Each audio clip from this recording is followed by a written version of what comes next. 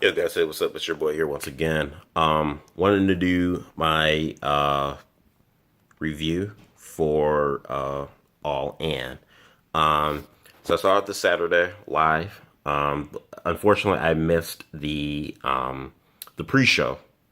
I only came just in time, right around when the first match started, the Christopher Daniels Stephen Amell match started. So I missed the pre-show. So before I went to do a review, I went back and rewatched the show in its entirety to give my full thoughts and opinion of it.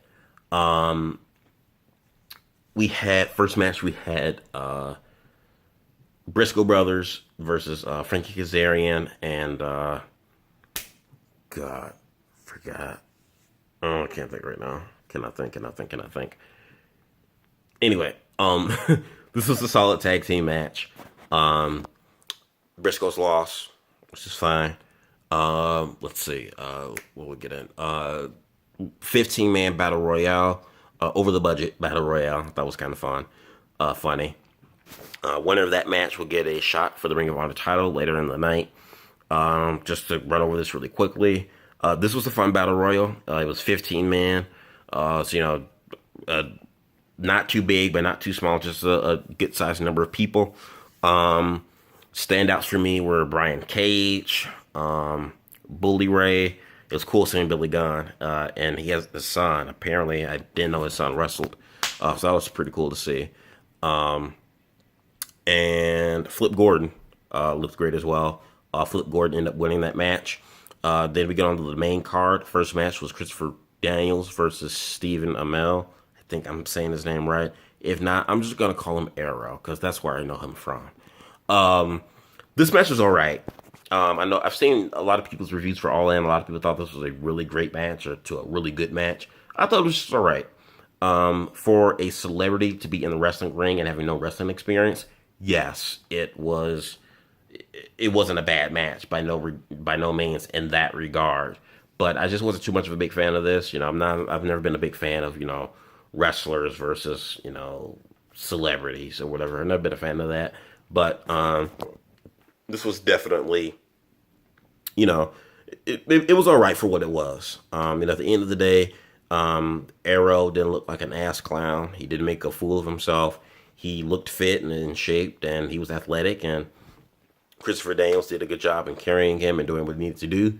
Christopher Daniels hit him with the BME and won the match. The next match we got after this was the Fatal 4-Way women's match. Tessa Blanchard, Madison Rain, and Zack Ryder's girlfriend, and I'm just say Cody, not Cody Rhodes, Adam Cole's girlfriend. This Fatal 4-Way match, I thought was fun.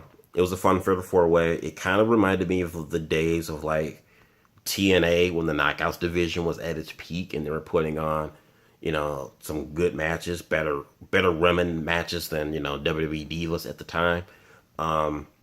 This was a fun match for the women. The right woman won, and Tessa Blanchard. I am a fan of hers, so I'm glad that she won that. The end was a little botchy, but and the crowd was kind of confused. But at the end of the day, the right woman won. The next match we get into this, and at this point, this is when I really got into the show. Cody Rhodes versus Nick Aldis for the NWA Heavyweight Championship. At this point, this was the match that set the mood or the tone for the rest of the night, in my opinion. First off, I gotta say, the presentation for this match I thought was absolutely great. You had Cody Rhodes with his crew, Dusty Rhodes, Tommy Dreamer, and I forgot somebody else, and he even brought out his own dog, and obviously along with his wife, Cody Rhodes' wife, Brandy, coming out, through the backstage in the gorilla position onto the main stage and ramp, looked really cool. And then with Nick Aldis, you had Jeff Jarrett, which is surprised to see him there. You had Jeff Jarrett and Tim Storm, the former NWA champion, and you had someone else as well coming out with Tim Storm. Same, setup, walking through the backstage entourage. it looked really cool. They reminded me, it looked like an MMA fight. You know how like when the MMA fighters, champions and challengers, they come out with their whole crew down through the the audience or the ramp or whatever. It looked like that, and they gave it just little things like that added the overall, I think, mystique and big fight feel to this match. Because I think, like I said, Billy Corgan and Dave Lagana have done a hell of a job in telling the story between these two men through the videos on NWA. The crowd was hot for this match, obviously. I thought this was a good match. It had an old school vibe to it. It wasn't a lot of kicks and flips. It was I don't want to say slow, but it was definitely like an old school kind of like throwback match. Something that I definitely think befitted, the importance of this title. There was a spot where Cody Rhodes kind of gets knocked out by Nick Aldis. One of Nick Aldis people was going to throw in the white towel for Cody, but DDP comes out, hits him with the diamond cutter. That was a fun spot to watch. Getting back into the action, Cody Rhodes is like obviously bladed himself at some point. He's like bloodied up and beaten up. Brandy Rhodes tried to cover up Cody when Nick Aldis kind of had a slight advantage. He elbow drops down to Cody with Brandy on top of him. Crowd boos Nick Aldis out of the building. Fun to watch. As they go back and forth some more, a couple of turn ups. Cody Rhodes gets Nick Aldis in not a schoolboy roll up, but like a old school, like I think it's called an old school pin up. I don't know the right terminology for the move, but gets him in a roll up basically. Gets the pin 1, 2, 3 and wins the title. I was kind of like stunned for a moment because I was like, wait, is this the finish? Is this how they end the match? And come to find out, that finish was done that way. It's kind of like a tribute to the Bret Hart British Bulldog SummerSlam 1995 pin-up. How British won the Intercontinental title from Hart back at that SummerSlam, that old school boy pin-up pinfall. It was like a throwback to that moment. So that's how Cody won. The crowd popped for it. This was a cool moment to see Cody Rhodes win a championship belt, the same world title that his father won multiple times. I think maybe 2 or 3 times, if I can remember correctly. 40 years ago was a cool moment. It was a cool. The crowd celebrated. It was hot. It was just. It was an awesome moment to see. It really was. Moving on from that, and like I said again, I thought it was a great match. The best match Nick Aldis has ever had. One of the best matches I think Cody Rhodes has ever had. Definitely one of the biggest of his career. But it was all around good match, and I'm looking forward to seeing what NWA does. Moving forward and how they tell the story moving forward of Cody Rhodes now that he is their NWA champion. The next match we got after this was the Chicago Street Fight with Adam Hangman Page and Joey. Oh god, I don't remember this guy's last name. I should take notes. To me, this was the weakest match of the card. I know a lot of people really kind of dug this match. They liked it because it was a hardcore street fight.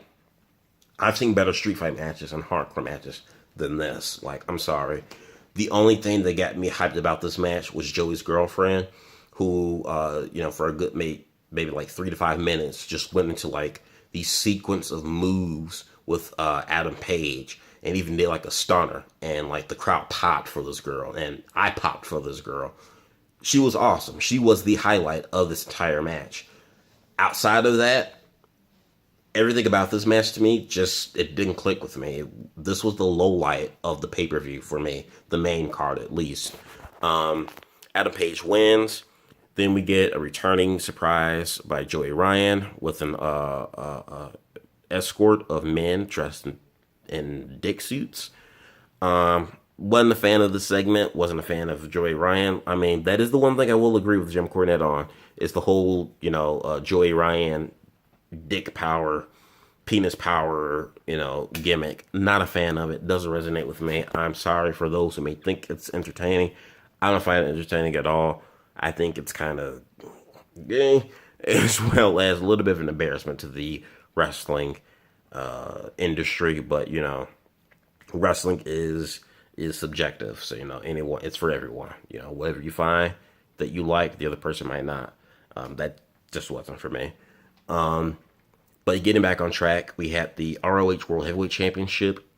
Flip Gordon, who won the contenders match battle royal earlier the night, taking on Jay Lethal. Jay Lethal comes out with Lenny Poffo in his corner and is sporting the Black Machismo gimmick. I had a grin from my face from ear to ear seeing him come out with the Black Machismo theme music and gear with Lenny Poffo in his corner. I thought this was great.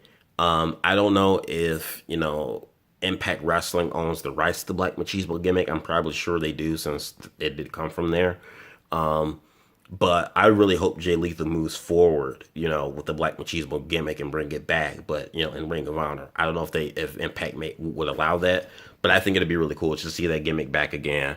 And I think it'll make Lethal's run, his second run as world champion, much different and maybe a little bit more exciting than his first run. I mean, his first run was exciting; it wasn't boring by no means, but just to make it a little bit different than his first run as champ.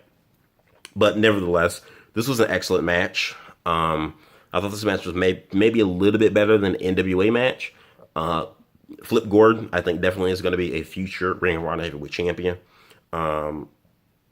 No time this year, I don't think, and definitely maybe no time too soon in 2019. But he is definitely a star. I know he re-signed a new long-term deal with ROH, so he's going to be there for a while. But I definitely think he is a guy that has potential to be one of those next big, indie stars or independent wrestling talent outside of WWE.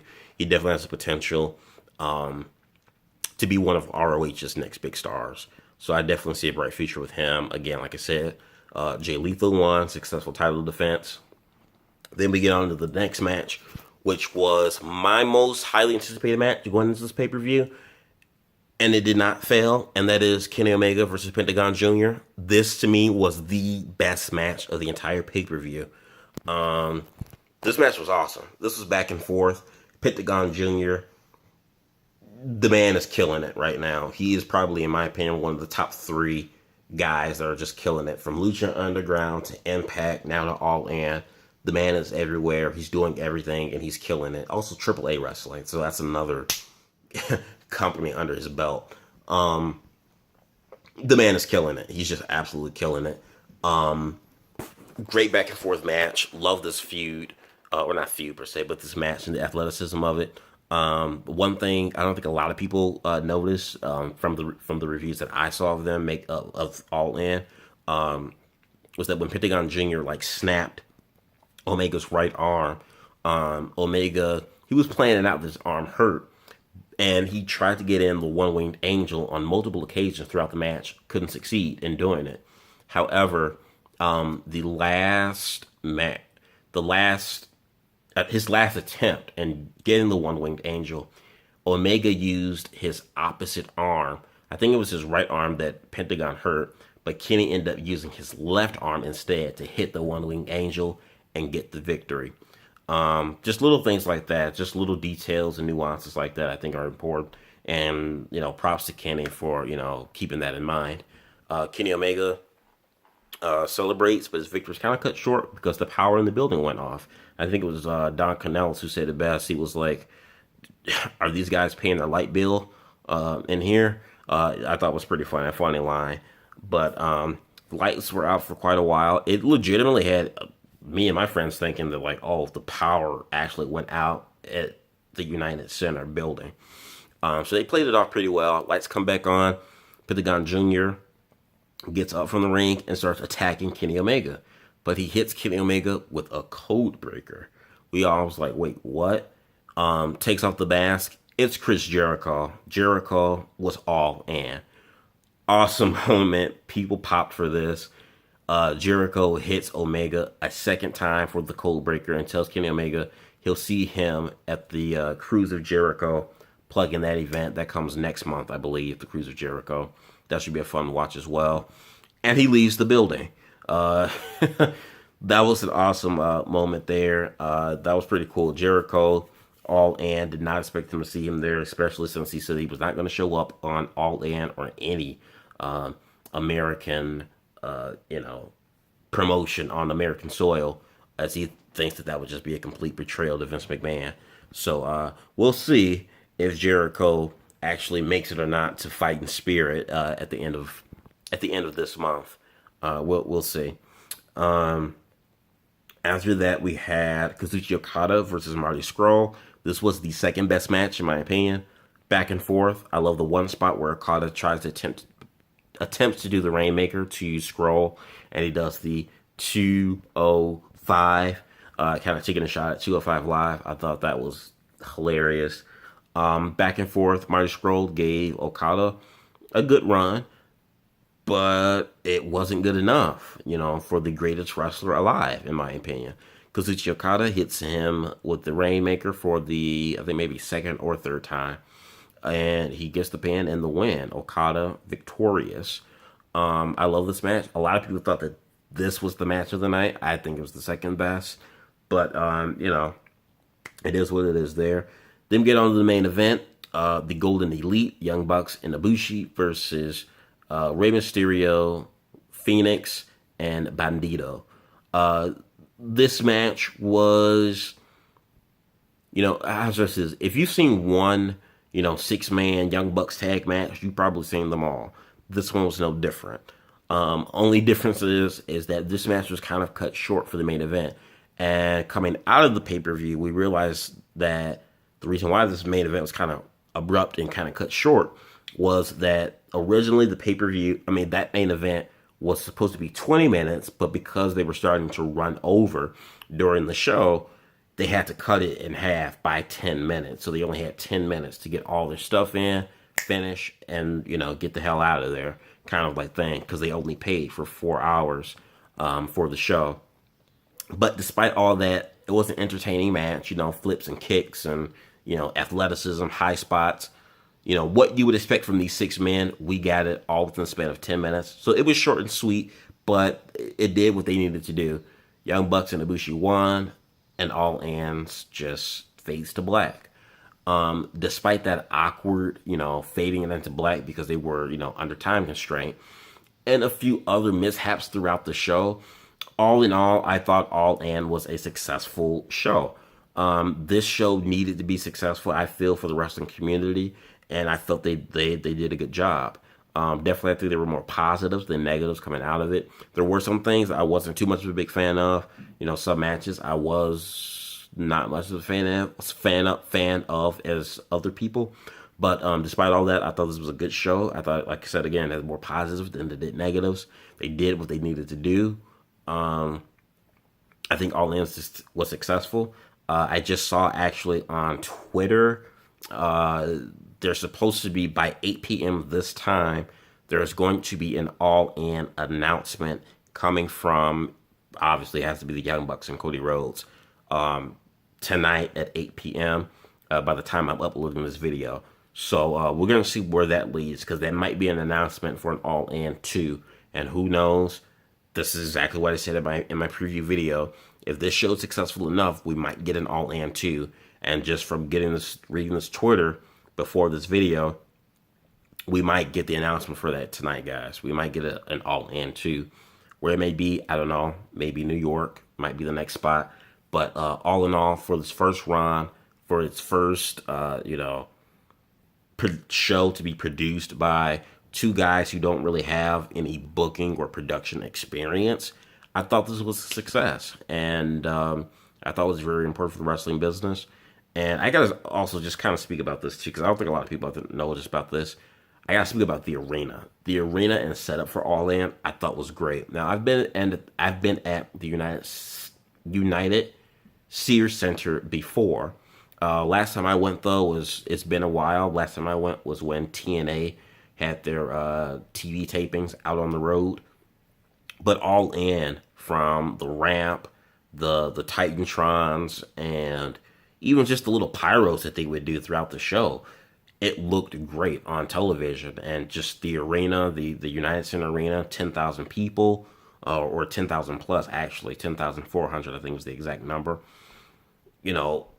Production-wise, it looked great on TV. The crowd was hot. They were into it. The show looked great and looked professional. It felt like a big deal, and it it felt cool. I liked it. I enjoyed it. Like I said again, All In kind of gave me the feel going into it. It gave me that feel of like an ECW, guilty as charged pay per view, where it's like this is something special. It's a first, so it has that aura of being something special, and it was, and I thought it delivered. You guys, let me know what you thought about All In. What were your highlights and lowlights of the pay per view? Did you like it or dislike it? Where would you rank it? I thought this was one of the better wrestling shows this year. Was it the best wrestling show of the entire year? Probably not. But by bar none was it one of the weakest wrestling shows of the year. You know, I'll probably do a top 10, wrestling show or event or whatever of the year before the year is out. But this All In is definitely would be in my top 10, top 10 list somewhere as one of the best wrestling shows of 2018. But yeah, all in all, you guys let me know what you think about this in the comments below. Do yourself a favor, hit that subscribe button, as well as the like and notification. Peace.